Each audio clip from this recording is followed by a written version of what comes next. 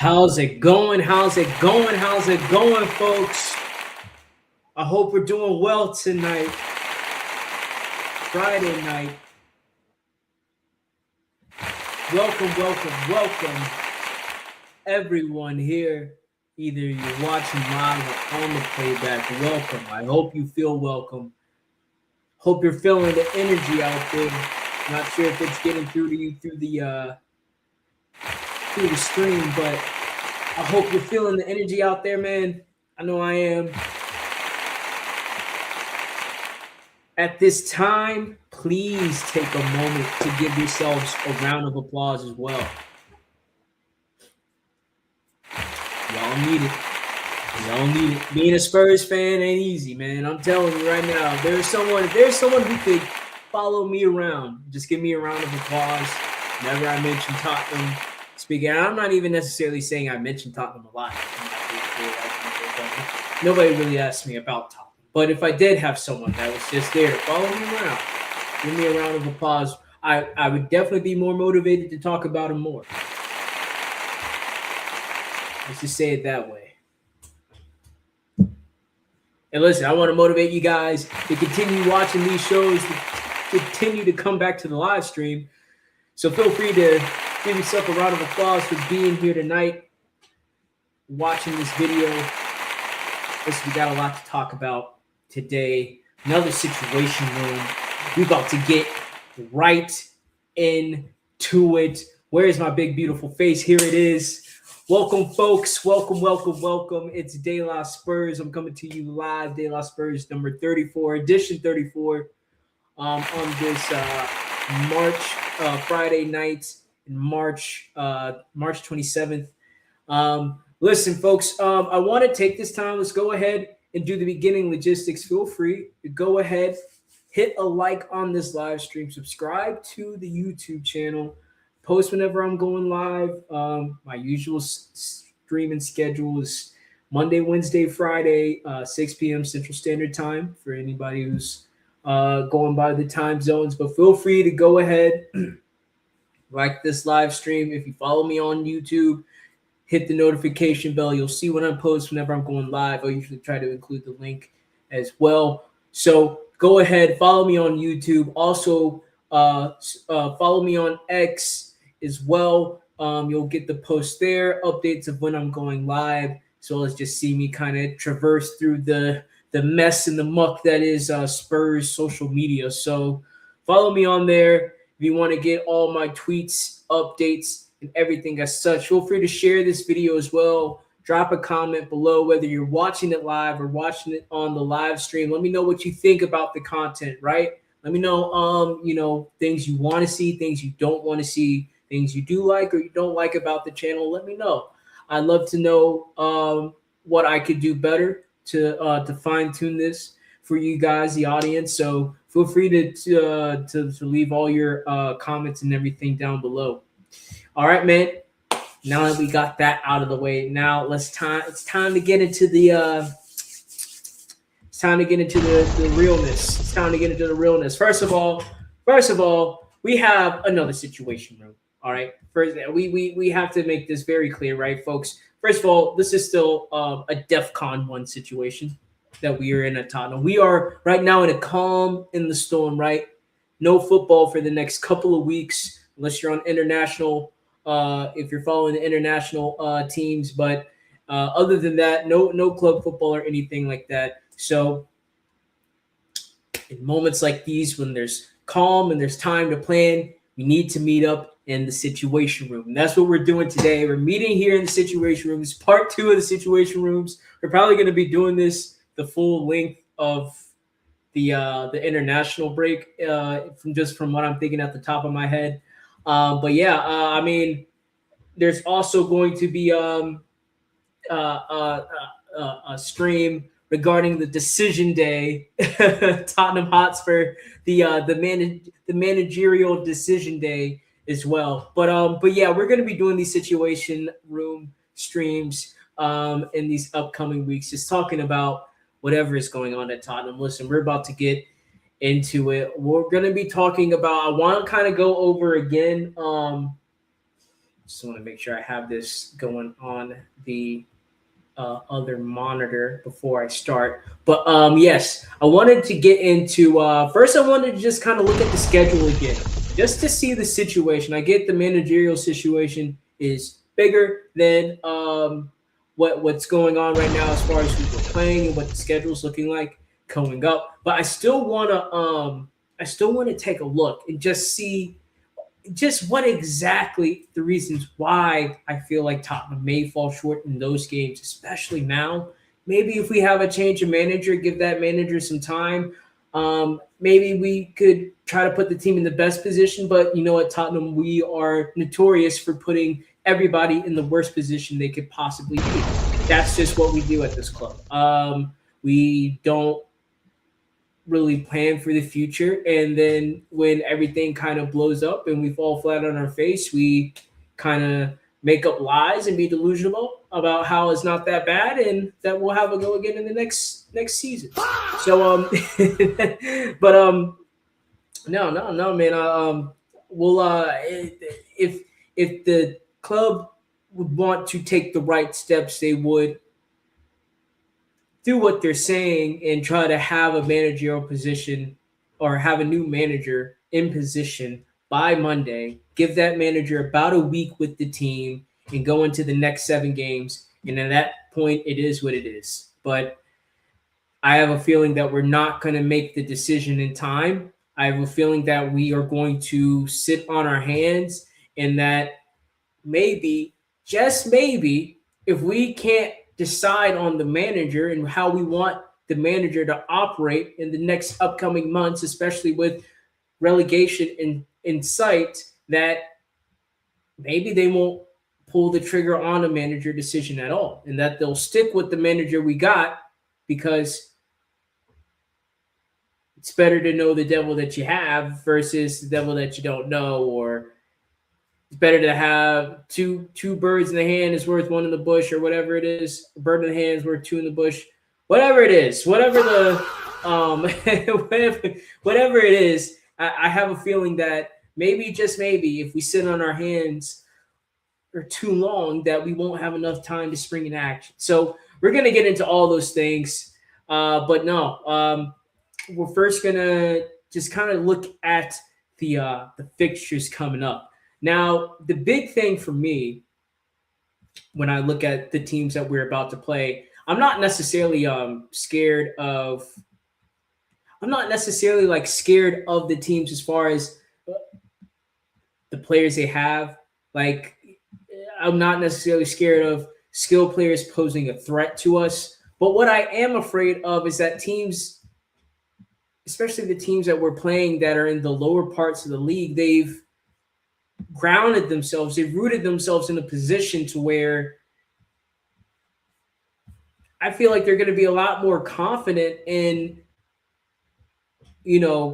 getting points, especially against a team like Tottenham right now that is very low as far as confidence and belief in what we're doing. So this is what I want to try to take a look at first. Now, so you can see here, this is just kind of comparing the schedules. I really just want to look at Tottenham, and I just wanted to have the graphic for the badges. It also has the points listed here, if you can kind of see that. But again, and I talked about this on the last stream, honestly, at first, looking at this, the first time I ever saw this, I thought, okay, 3 games we can get points from. Last live stream, I revised it, 2 games. 2 games I really think we can get points from. And even with that, I'm not necessarily sure in one of those games we will get points in that game, because you're talking about 2 massive home games, the last 2 home games being massive pressure cooker games, and this team is just not good handling pressure. And there's something I also wanted to speak on as far as this team handling the pressure versus other teams. But I digress. Taking a look at this, right? I want to take a moment to ask you, the audience, what do you think? where do you think the points are going to be coming from? And you can even put it in the live stream chat. You can put it in the comments below.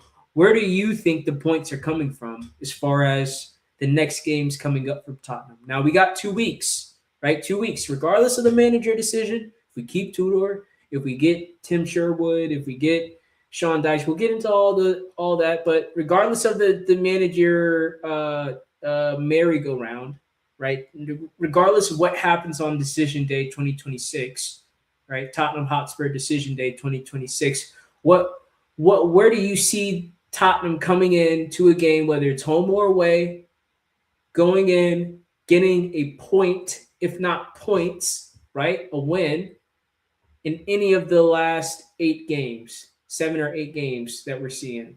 7. Where do you think the points are coming from, right? So I'll go ahead and tell you right now that the teams we won't get points from: Sunderland, Chelsea, Aston Villa.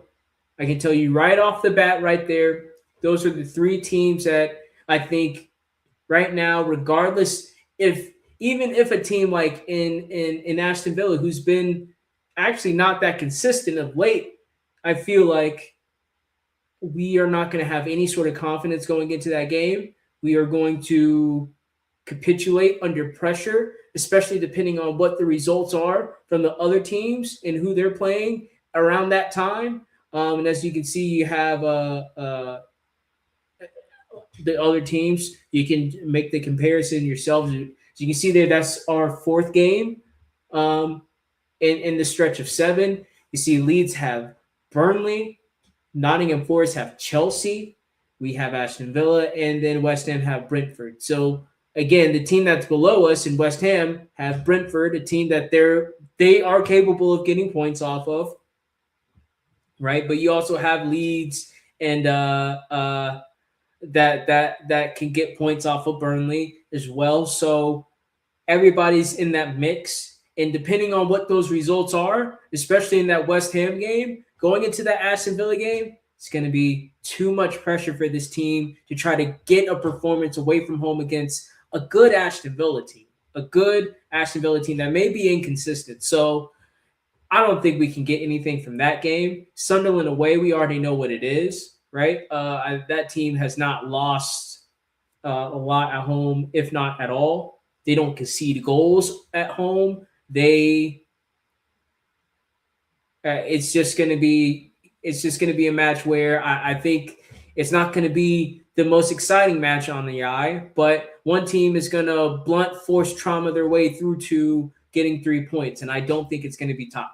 So I don't believe us getting anything out of Sunderland away. I don't believe us getting anything out of Aston Villa away, nor do I believe anything or this team getting anything out of Chelsea away. We've never gone to Chelsea, gotten points. Now, we said this against Liverpool, so maybe, just maybe, there might be some hope or belief that we can get some in that away game as well, but I very much doubt it.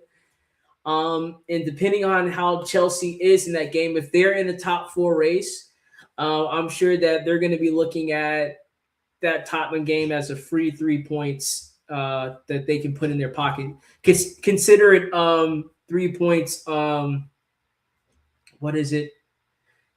I forgot the term for it. When they 3 points in hand, they have a game in hand worth 3 points just already in their hands. Chelsea in that game, so I don't really see us getting anything out of these 2 games. Now they did or 3 games. Now the 2 games I thought we could get points out of were that Leeds game, right? Leeds at home, and then also that Wolves game away. Now, you may be thinking, why that Wolves game away? I think that's because it's the lowest team in the league, right? It's an away game. There's no pressure, right? There shouldn't be any pressure on these players. We know this is the worst team. Just go out there. Just give it something. Give it something. Give it some gas. And I think the players should be capable of doing that. I don't think their mentality is that frigid or that broken to where even going to Wolves away, they'll start to capitulate and fall apart. But you never know. But I think in that game, that's going to be probably the most free hit game in this stretch of 7 that we have. just due to the circumstances and the context of who we're playing. So Wolves away, and then I think Leeds at home. Now that's going to be a pressure cooker game because we know that that's probably going to be the easier game versus Everton, who Everton is a better team than Leeds, right? But if you're talking about the context of the game, depending on where Leeds are after their stretch of games when they play us, they're going to be right there in the mix with us. It's going to be a home game. The players are going to have the pressure of probably a sold out. I shouldn't say probably. It will be sold out. A sold out toxic toilet bowl stadium. And it's just going to be a lot of pressure. And I don't feel like, again, depending on where we are at that point, will this team even be up to the challenge? Or are they just going to capitulate just from the pressure?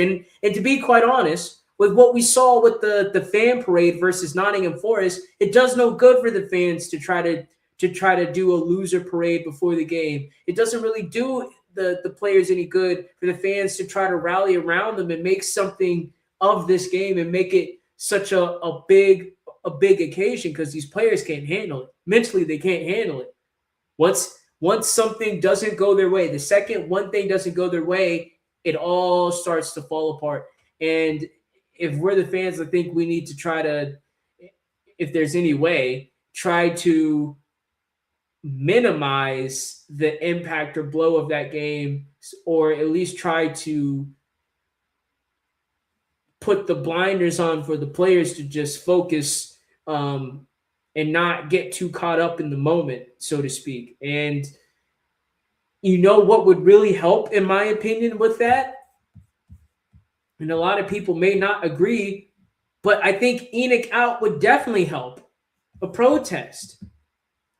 I'm telling you right now, if you were to protest during that game, right, first of all, we may not know it or not, or we may not want to acknowledge it or not, but I think there's a lot of players who are not happy with this ownership. So I think if the fans were going after the ownership, some players may feel like we're kind of standing in consolidation with them. Maybe not necessarily, in all those instances where we're booing the team and all this stuff.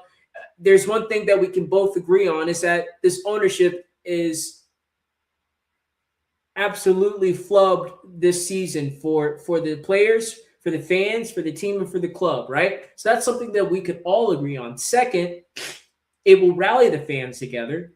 The fans will be excited. There will be an energy and positivity amongst the fans, and that's because we're all on one accord and we all agree that the Enoch ownership, the Enoch regime, again, is flubbing up and messing up this season.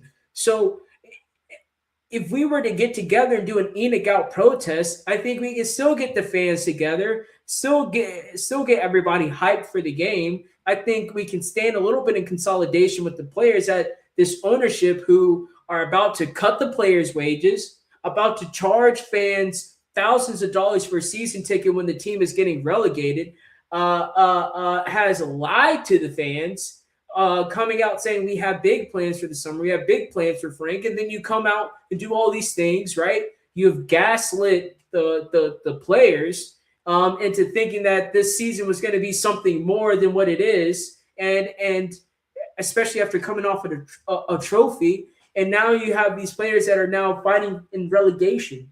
And it's just,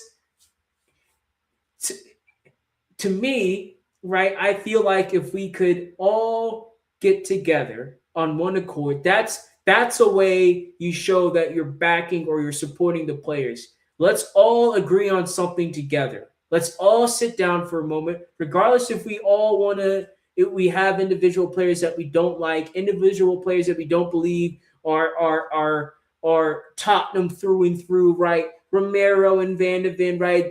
These players that we feel like are going to leave and are somewhat betraying Tottenham because they want to go. Players like Dragusin, who have come in and it's like they haven't really been a part of the squad and now he wants to leave, right? Players like Matisse Tell, who were never good enough to be at Tottenham in the first place, but fans feel like they got to back him because he's a young player and he's here now. and we just have to stay with them and stick with them, right? It's regardless of all those situations and all those narratives that are going on throughout the fan base, if we can all get on one accord with, I think, with a lot of what the players are thinking, hey, this ownership isn't the best. This ownership hasn't really followed through with the plan that would work for the players, work for the fans, work as far as getting the results that we want, because everybody wants to win at the end of the day. Is that something that everybody at the club, everybody at Tottenham can agree on? We all want to win. So if the plan that the ownership has set up is not conducive to everybody winning, then the other parties involved who do want to win should be together, or should stand together, or should just take a step back, forget their differences for a moment and come together on the fact that, hey, we want to win, and this party over here is not conducive to winning, or they're against winning. From how they operate, sometimes it feels like they're against winning. So I think all in all, I think as much as fans hate it, as much as we avoid it, I think an Enoch out protest is exactly what we need, is exactly the type of gesture that would show players we're behind you, right? We don't like what this ownership has done for us. We don't like what this ownership has done for you all. We don't like what this ownership is doing for the club as a whole. And we're sick of it. We want some change. We want something different. Or at least we're just voicing our frustration and anger, because we know as players you can't do that. Those are your employers. We know that you can't yell at the owners. We know that you can't voice your frustrations like we can, because we're customers. We pay money. So therefore we have a right to voice our opinion on what services we're getting for the money that we're paying. And right now we're not getting a whole lot, just like how you're not getting a whole lot. So let's come to an agreement that these owners aren't doing what they're supposed to do, and let's voice that. And I think that ultimately would be a gesture, a hand that would reach out to players that I think players will accept, which mentally they would know, okay, the fans are with us, right? They're not just throwing a bus parade. They're not just making these game pressure cooker games for us. They're not just going to boo us after 60 minutes. They're not all just going to leave before the 90 minutes, before the end of the game. They actually are with us. There is something that we can agree on, and it's this. Okay, I feel a lot better going into this game. Mentally, they may feel a little bit lighter out there on the pitch, knowing that the fans have shown that gesture that we're not just mad at you, the players. We're not just going to boo you. We're not just going to abandon you. We are upset, and we're voicing our frustration at the ownership. Just my opinion. Just my opinion. Just wanted to say that. But ultimately, listen, just to kind of close off on this topic, I just want to say that that last home game in Everton is going to be that will be the penultimate game for Tottenham. I think we're going to be, as much as I think we are going to get relegated, I think it will be. I think we can hold it off until the final day of the season if we can get points in the two games. I'm saying we can get points in. Right? That's all I'm going to say. That's all I'm going to say on that.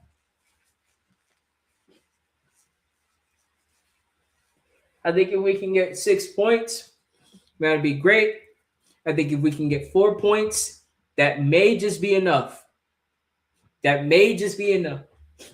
Because I think all three of these teams are good for another win, and I think they're all good for another draw in their next 4 games. I really do. And if they go above and beyond that, then there's not really anything we can do from that. It's not really. I don't know how I can help you after that.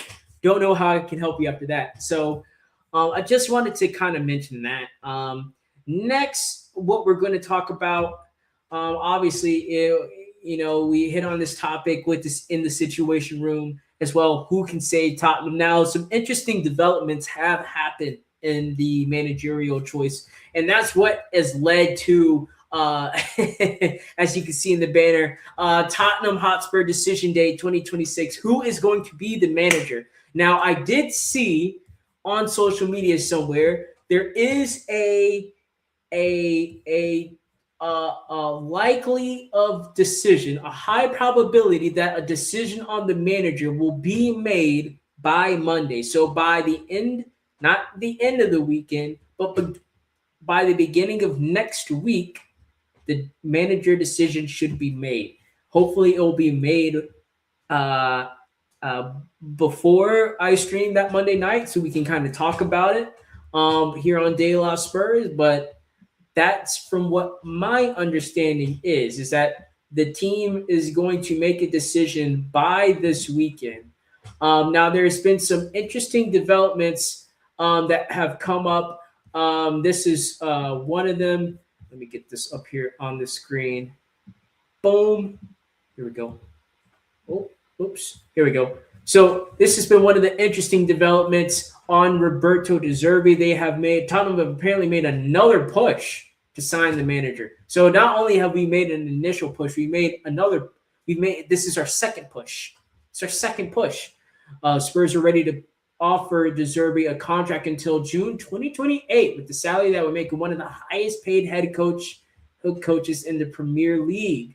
Tottenham Hotspur are hoping with the high salary they will convince Roberto De Zerbi to take over with immediate effect, as he is not willing to join the club mid-season. Roberto De Zerbi wants to wait until the end of the season to take over. He wants the Tottenham job, but only if they can avoid relegation. So I think that is the key with this, is that Roberto De Zerbi looks like he is a prime candidate for this job, but he's not going to be the manager that comes in during relegation. I think, first of all, I haven't seen the best reaction from fans based off of this. I think a lot of fans who were married to Pochettino leaving the United States, sorry we got your girl. Spurs fans, sorry we got your girl right now, but she's with us. You can have her when we're done. But a lot of Tottenham fans are hoping that Pochettino would leave the United States men's national team job with immediate effect and come to Tottenham. Just wasn't the dream situation. You're holding the boombox outside the window, but she don't want to be with you. She's not interested in you right now. She's with us. She likes us. We got all the shiny toys and cars and stuff right now. Y'all fighting for relegation right now. So sorry your girl's with us. She wants to move with the big dogs. You know what I'm saying? The big dogs. You feel big dogs. So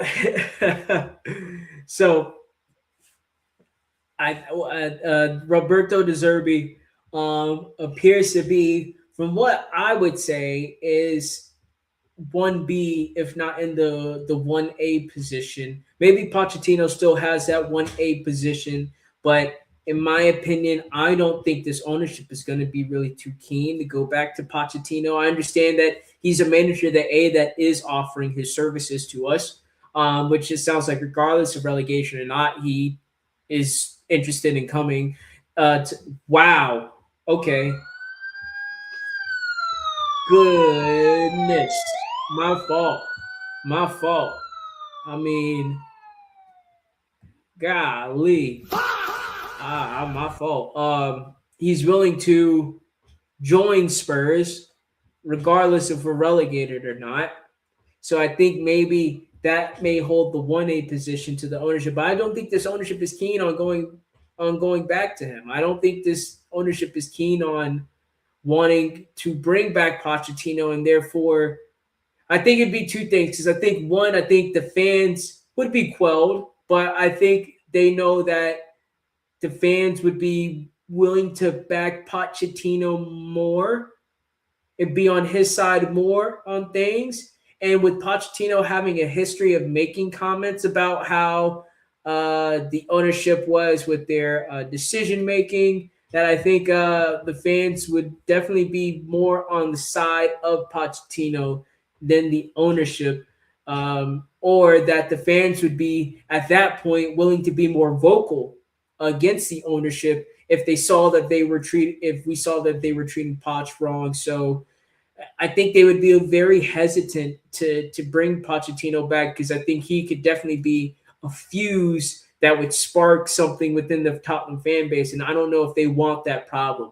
I think they want a manager that would be ambitious and exciting enough to give fans, to buy fans' patience in some sense. But I don't think they want to get somebody who's so ingrained and deep in Tottenham that fans identify with that person more than the ownership or what this vague, whatever the fuck the club is now, what they want Tottenham to be associated with. And I honestly think that's why when you talk about the four candidates, right? And we're gonna get into the four candidates, but when you talk about the four candidates, one of them being Tim Sherwood, someone who's managed Tottenham before, you would think, okay, this guy has been there, done that for us. Why would you not think he's offered his services?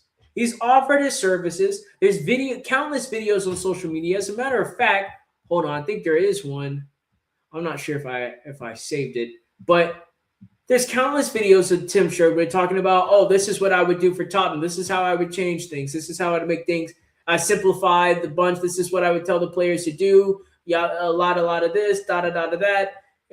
He's pretty much given the blueprint of what he would do and what needs to happen for this team. And the club has still sat on their hands on their decision. And I think the reason why is because I think they know that with that, the fans would definitely be more on Tim's side than the club side, depending on whatever happened for the rest of that season. So I think they'd rather bring in a neutral person. So again, there's this vagueness, there's this gray area. We don't know if it's necessarily this guy's fault or the ownership's fault or the player's fault, because we really don't know anything about this guy versus someone we do know about. We know what he's bringing us. We can identify with this, right? So just to kind of, I'll bring up the four candidates now. I might as well bring them up now. The four candidates, right? You can see two of the names right there in this article. But we have Sean Dyche, who, in my opinion, is the standout candidate as far as what I've seen on social media and reports. We have De Zerbi, who's in a strong second place, but is looking like he's going to be a manager for next season. I'm not sure he's going to come in and want to try to fight relegation with this squad.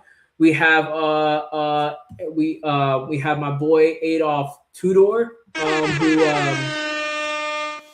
Adolf Hooter, not Tudor, Adolf Hooter.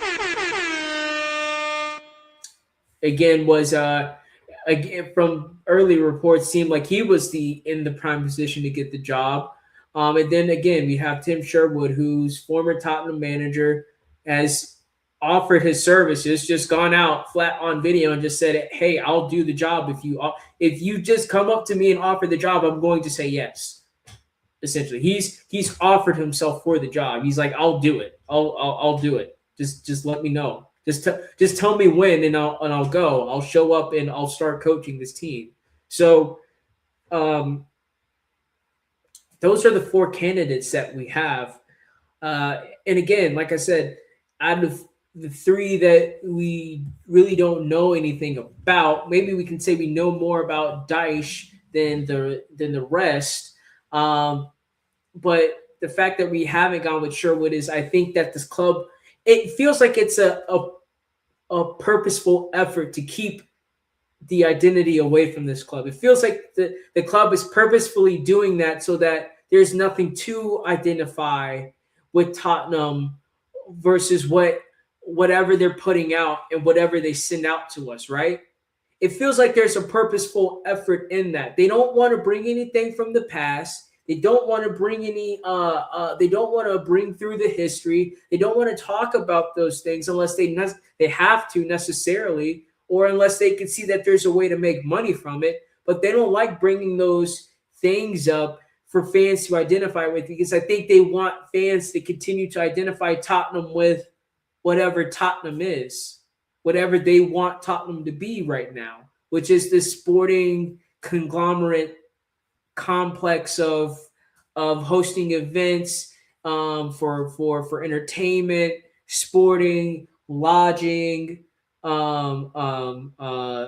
leisure, like whatever it is, hosting meetings, like business events, like whatever it is, they want Tottenham to be known for that, not for the time Tim Sherwood was the manager here and what Tottenham was doing at that time. So I think that's why they're not going to pick Sherwood, right? As far as Adolf Hooter, we talked about it last stream. Don't really know much about the guy, but he's one of the candidates, was one of the strong candidates. De Zerbi, we see what his situation is now. And then we have Sean Dyche, which I thought was actually pretty interesting. I saw this. This just came in like right before I came in on stream. Now it says here Sean Dyche would be willing to replace Igor Tudor and take charge of Tottenham Hotspur right now. Right now. And I think that's why he is the number one candidate.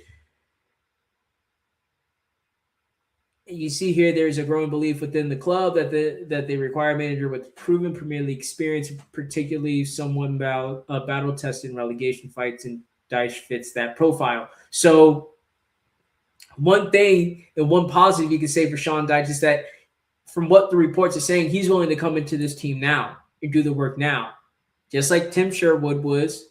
But this is a guy who hasn't been at Tottenham yet. He's been in the Premier League. He's been in the Championship, and has been in the relegation fight. So we know what he can necessarily bring to the table. But he's not been here at Tottenham, so we don't necessarily know all what goes in and what it looks like when he's managing a club and what that looks like from the inside. So for me, I think the club would rather bring in a Sean Dyche, someone from outside Tottenham, to come in and try to fix things versus somebody who's been with Tottenham before.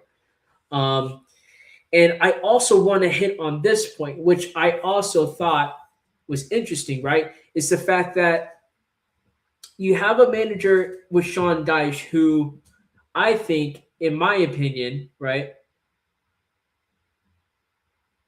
would be willing to coach a team in the Championship again if given an opportunity with the big enough team. I don't think he's sticking his nose up at being in the Premier League, right? And if we're seeing reports, right, from with Roberto De Zerbi that we're willing to make managers the highest paid managers in the Premier League, just think of what that wage would look like for the Championship as well. You would be the highest paid manager in the Championship. You have a manager in Sean Dyche who's been with Burnley, who has gone up and down.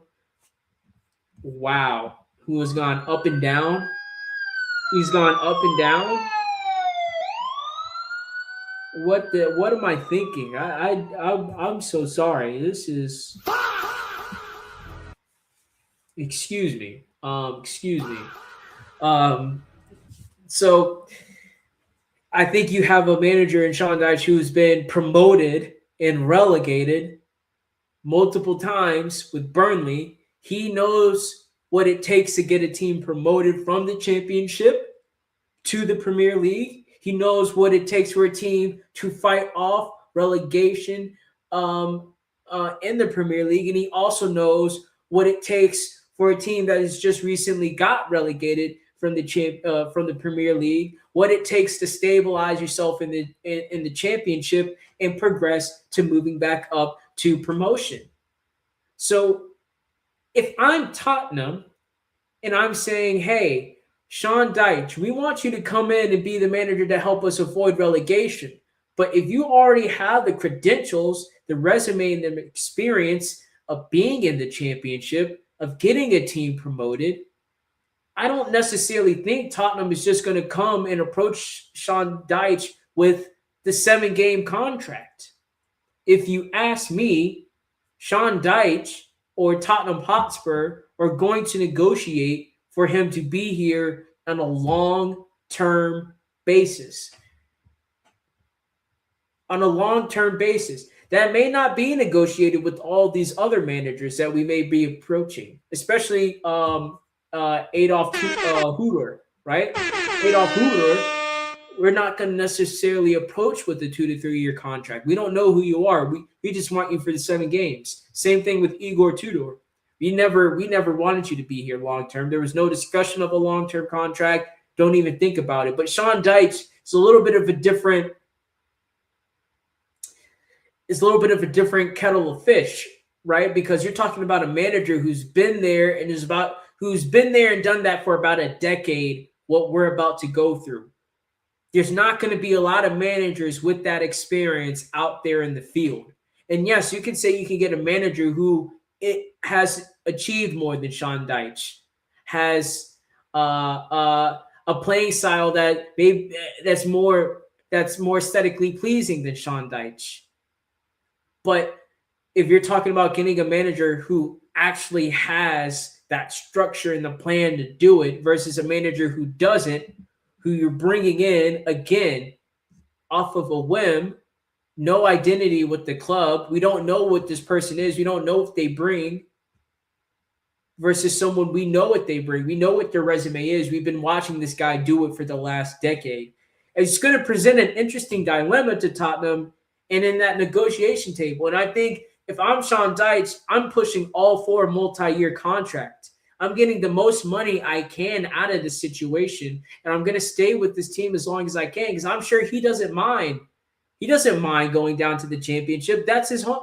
I don't want to say that's his home, but like he's been with teams in the championship before. So if he can become the highest paid manager, right, secure employment for the next 2, 3, 4 years, and he's going to be in terrain he's already used to operating in, that's a very comfortable situation, the perfect situation.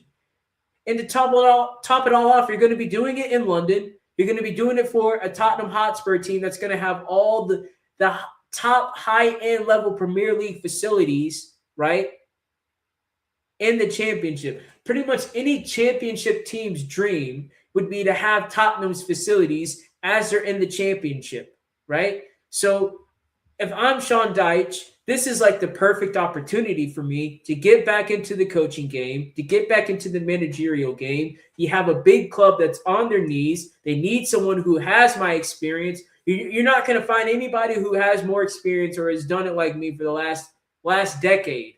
Last decade. He has all, and again, this is why he's number one to me. He has all of the negotiating power in this. And if right now, I'm telling fans right now, fans, get ready, be prepared for Sean Dyche to be signed on a multi-year contract. All right. Be prepared for Sean Dyche to be the manager of Tottenham Hotspur going into the 2026-2027 season, regardless of what if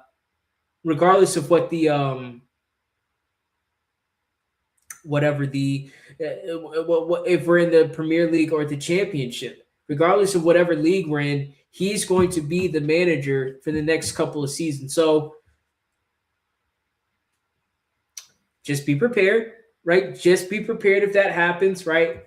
Okay, don't freak out. No need to freak out, right? No reason to, you know what I'm saying? It is what it is. It's going to be what it's going to be. But in my opinion, he's the number one spot. He's the number one choice. It is what it is. So that I just wanted to kind of hit on that. That's really it as far as what we have left for the negotiation updates for the managers. Again, you're seeing here for Adolf Hütter, but this has already been seen. This has already been accounted for. What's going to be interesting now is if we can't get Sean Dyche to agree onto the length of term of contract, which I think he's going to be shooting for a long-term deal. He's not going to say, I want to do this for 7 games. I want to be on this boat, this ship for the next 2 to 3 years. to secure employment, to get paid. I'm going to be in grounds I'm used to operating in some of the nicest facilities in one of the nicest, biggest cities in the world. Yes, absolutely. Absolutely. And this all runs through my experience. I'm not going to be doing anything new necessarily. Yeah. Um, but if Tottenham can't agree to that length of contract, it's going to be interesting to see just what exactly is going to happen with Hutor, as he was primed to be a candidate. But right now, from what I'm seeing, he's probably in third place. I think he's probably going to be the last resort, so we don't have to go to a Tim Shorewood or a Harry Redknapp or try to get a Ryan Mason or whatever it may be. They don't want to get anybody who can be identified with the club. I don't think they want that issue. They don't want that smoke. They don't want to light any sort of fuse in this fan base to start any sort of fire, because I think they know, I know this fan base is ready to burn. They're ready to burn, and I think the ownership is trying to keep the heat on the managers by continuing to bring in these managers that have no sort of identity with the club, so that they can continue fall into this grayness, this vagueness of what the ownership wants Tottenham to be now. They don't want Tottenham to be identifiable by these stakes. They want Tottenham to be some conglomerate, gray mess that, so in business negotiations, well, can we do this at Tottenham? Well, maybe we got space to do that. We can do this, and like it feels like it's just prime for them to just make Tottenham wherever they want it to be for whatever business ventures they want to cover next. So they don't want it to be identifiable with the football club. They don't want it to be identifiable with football managers or style of play or anything like that. They just want it to be whatever this is. And part of that is bringing in managers who really don't have a Scoobies before coming in, and then we don't know anything about him. He doesn't know anything about us. The ownership really doesn't know anything about him either. And it's just all this everybody's pointing fingers at each other for the next however many games until he's fired. So listen, it's a horrible dilemma in my opinion. It sucks to be in this situation as a fan, because I'm going to be checking my phone almost pretty much every day, waiting for decision day on Monday of who's going to be the next manager, and really how much time are they going to buy us before relegation. So it is what it is, folks. It is what it is. Listen, I'm going to end the stream on that. We're going to end the stream on that. I want to thank everybody for joining, being a part of this live stream, watching if you did. If you didn't, that's fine. Watching on the playback. If you don't want to watch it at all, that's fine as well. Feel free to like this live stream. Again, subscribe to the YouTube. Hit the notification bell so you can get the posts when I'm going live. Feel free to leave a comment in the chat below. Also, you can follow me on X. That link is in the description. Go see my tweets. See me go after fans. See some of my thoughts, things that I repost. If you want to be involved in the content and what I'm doing outside of the De La Spurs lives. But listen, folks, I'm going to end it here tonight. I want you guys to get to your Friday nights. I know I'm going to be enjoying my Friday night, so we're going to end the live stream here. We're going to be back live. I believe that will be the 30th. Yes, March 30th. We'll be live back on March 30th with another edition of De La Spurs Live. Hopefully, we will be discussing who is the new manager at Tottenham Hotspur and just how they're going to be setting us up going into the next games. Best believe that situation room is going to be utilized again. So make sure you guys are picking up your trash when you're leaving the situation room. We want to look nice when we come back in here next week at 6 p.m. Central Standard Time. You already know what it is. Until then, peace.